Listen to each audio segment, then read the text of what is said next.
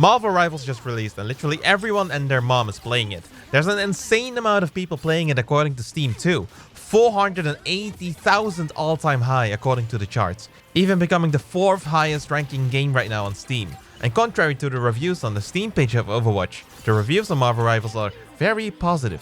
What a breath of fresh air into the hero shooter genre.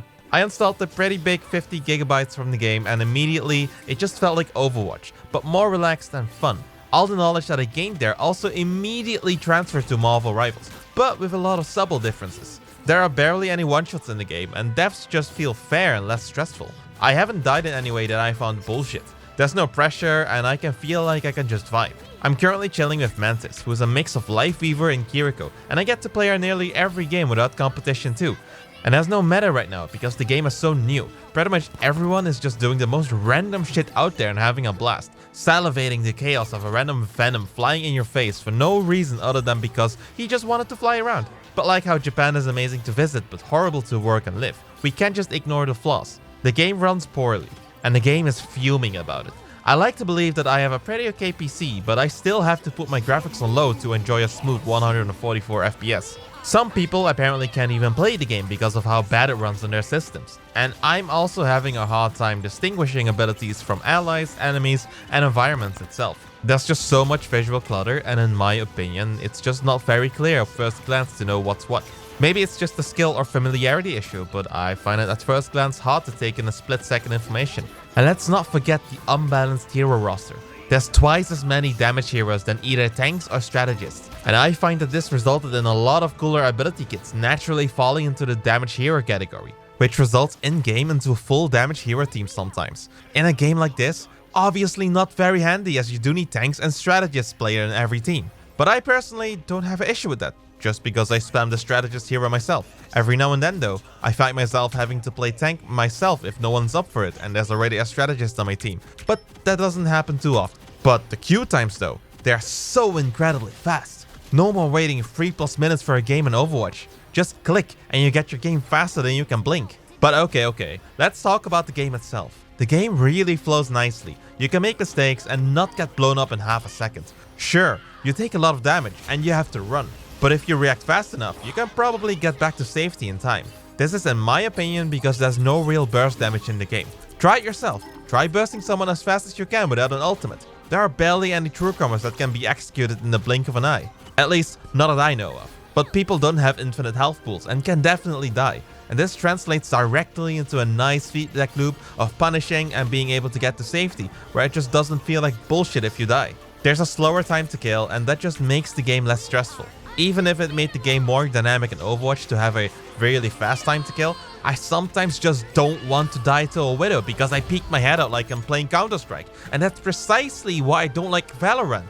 I don't want to get blown up like that. I feel like some heroes are directly inspired by Overwatch though. And I even said earlier that Mantis is just a combination of Kiriko and Lifeweaver. There's Fireman and a what if Reaper and Trace had a child situation, Diva's DVAC mechanic in Hulk, and a not Moira, just to name a few. I personally don't really mind though. It helps to bridge the gap between the two games. There are a couple of really interesting ones though, like Penny Parker with her crazy spiderwebs. And even if I have no clue on how to use it, it still looks really cool. Or with Hulk and his 4 different ultimates. Okay, but the real deal breaker why I can't just switch 100% to Marvel Rivals? Multiple things. One of them being unable to support modern mice. With a polling rate of 8000 Hz. That's criminal. I even bought one specifically for Overwatch and it feels so amazing. And I really miss that in the Marvel Rivals. It's so much smoother. And the thing that pisses me off the most are the cinematics after every game. Why can't I skip it? When I win, I don't want to see it. I just want to give people their little thumbs up and maybe watch their game highlight. And when I lose, I especially don't want to wait out a defeat screen. I don't have that kind of patience after every game.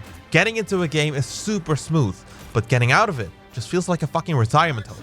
And I also really miss a couple of things that are available in Overwatch, but just not here, like more detailed crosshair settings and the lack of the play of the game. And it's not like Marvel Rivals doesn't have that system in place. You can watch something similar in the game if you just click the player at the end of the match. And the game even assigns a match MVP at the end.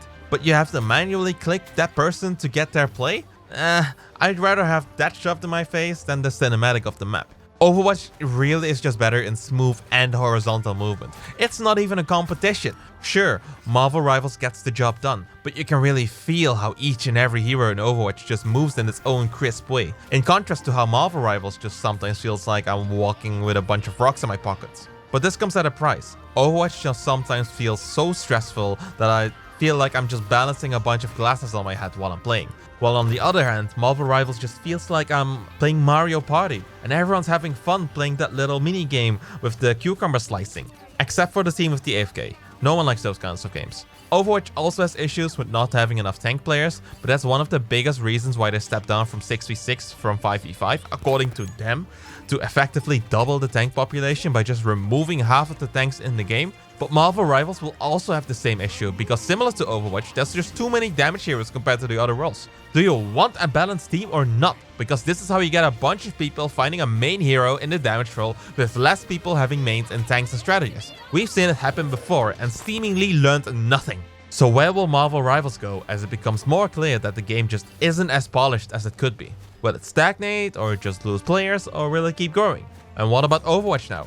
I feel like Overwatch haters are in charge right now, praying to Jesus to finally smite Overwatch out of existence with the release of Marvel Rivals. But Blizzard finally has taken that esports smelling stick out of their asses and released a playtest of 6v6. Many players call it the return of glory of Overwatch, but we'll just have to see whether or not this will be enough. I hope that in the end, we'll have not just one, but two games that are of high quality, keeping each other in check, so we hopefully don't get another Kiriko skin, and that's a win in my book.